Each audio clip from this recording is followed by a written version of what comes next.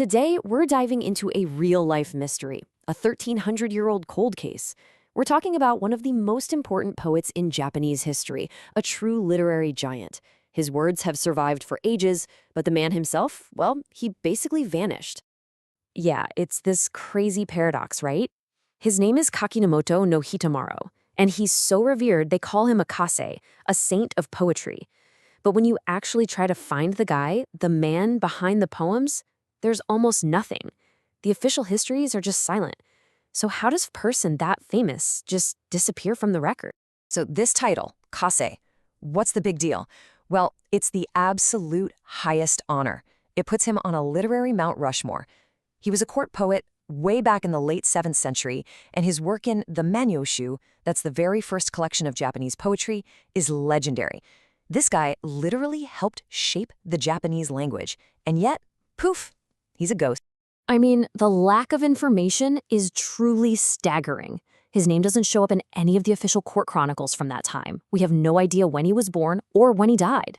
Pretty much everything we think we know about his life, where he traveled, who he worked for, we've had to guess at just by reading between the lines of his own poems. It's like he only existed in his art. Okay, so the official history is a bust. But there is one place where the story gets incredibly personal, where the fog starts to lift just a little. And that place is the old Iwami province, which today is part of Shimane Prefecture. It all comes down to a set of poems, a conversation about his own death that gives us the only real clue about his final days. And this is it. This is his death poem. It's just so powerful. He knows he's dying, he's far from home, and what are his last thoughts about? Not fame, not the court, but his wife. He's picturing her waiting for him with no idea that he's never coming home. Now, the key detail here is the name of the place he mentions, Komoyama. Okay, lock that name away. It is the key to this whole mystery. And then you get her reply. And it's just devastating. You can feel her world falling apart. She's heard the rumors that he's gone, and she's trying to make sense of it. This poetic conversation across the veil of death is the absolute heart of this 1,300-year-old story. So the official record gives us nothing, a total dead end. But here's where our investigation takes a sharp turn. Because history isn't just what's written down by officials. In the city of Masuda, right there in Shimane, Hitomaro's story never died. In fact, it's where a whole other version of his life, a story full of answers, has been preserved. Just look at the difference here. It is night and day. On one side, you've got the official history, basically a shrug. On the other side, you've got the story that's been kept alive in Masuda. And it's so specific. It gives them a birthplace, a family that raised him, and even pinpoints the exact spot where he died, an island that doesn't even exist anymore, called Kamoshima. And the birth story is just incredible. The legend says he was found as a baby under a persimmon tree. The word for persimmon in Japanese? Kaki. Get it? Kaki, Kakinomoto. It's a direct link to his name. He was raised by the Ayabe family, and this is the crucial part. They weren't just any family. They were katarebe, professional hereditary storytellers. They were the living libraries of their time. So Hitomaro literally grew up surrounded by stories. Okay, so let's circle back to that death poem. Remember the name Komiomama? The official record just says, location unknown, but the legends in Masuda say, oh, we know exactly where that was. There's just one tiny problem. That place is now at the bottom of the sea. According to local tradition, Kamoyama was the name of a mountain on a small island right off the coast called Kamoshima. That's where he died. And for centuries, everyone in Masuda knew this. But if you pull up a map today and look for it, nothing. It's just gone, wiped clean. So what on earth happened to an entire island? Well, this timeline tells a wild story. First, they built a shrine to honor him on the island itself. But then, bam! The year 1026, a legendary disaster strikes, a massive earthquake and tsunami that, the story says, literally sank the whole island. Then, almost like a miracle, the statue of Hitomaro from that sunken shrine washes ashore on the mainland, and so a new shrine is built there, which eventually became the Takatsu Kakinomoto Shrine you can visit today.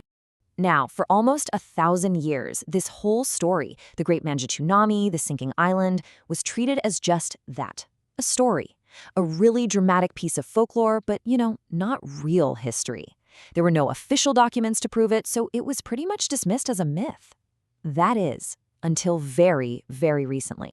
And this is where the story gets absolutely wild.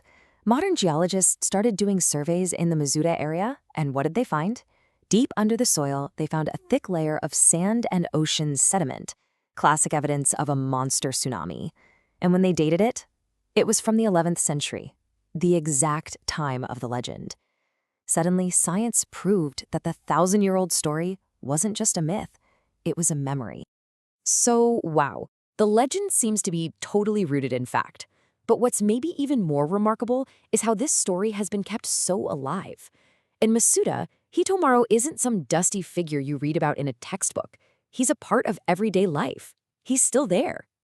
And remember that family, the Ayabe clan, the storytellers who supposedly raised him? Well, get this. They are still there for 50 generations. Let that sink in for a second. 50. For over 1,300 years, the same family has passed this story down. It's an unbroken, living chain of memory that stretches all the way back to the poet's own time. It's just incredible. Over all those centuries, his identity has evolved. To the rest of the world, he's the great poet.